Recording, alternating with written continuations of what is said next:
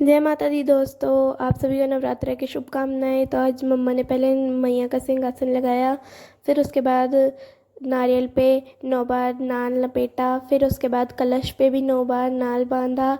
नाल बांधने के बाद मम्मा ने चावल के दाने रखे, उस पर कलश स्थापित करा। कलश स्थापित में उसमें कुछ चीज़ें डाली, जैसे हल्दी की गांठ, लौंग, इलायची, और फिर उस पर साथिया बनाया। साथिया बनाने के बाद मम्मा ने उस पर पान के पत्ते रखे। पान के पत्ते रखने के बाद उस पर मम्मा ने डाला नारियल रखा उस पर, और हमने फिर माता रानी की जोत जलाई, और फिर मैंने कथा भी पढ़ी। हमने चावल के दाने भी रखे, और वो कथा कुछ इस प्रकार है। एक बार पूरा संसार प्रलयग्रस्त हो गया था।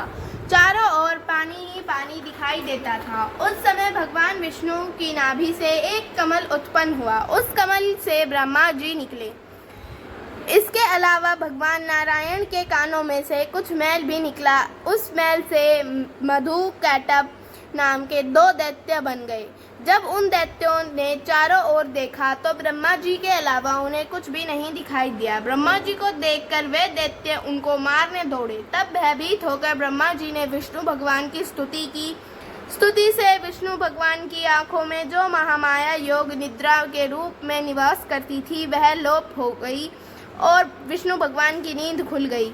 उनके जगते ही वे दोनों दैत्य भगवान विष्णु से लड़ने लगे। इस प्रकार 5000 वर्ष तक युद्ध चलता रहा। अंत में भगवान की रक्षा के लिए महामाया ने असुरों की बुद्धि को बदल दिया। तब वे असुर विष्णु भगवान से बोले, हम आपके युद्ध से प्रसन्न हैं, जो चाहे वो वर मांगो। भगवान ने मौका पाया और कहने लगे, यदि हमें वर देना है तो यह वर दो, दैत्यों का नाश हो। दैत्यों ने कहा, ऐसा ही होगा।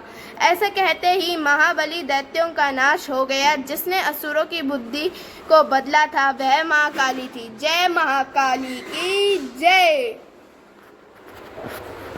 जय हो माँ जय अम्बे गोरी गोरी, तुमको निश दिन ध्यावत हरि ब्रह्मा शिवरी।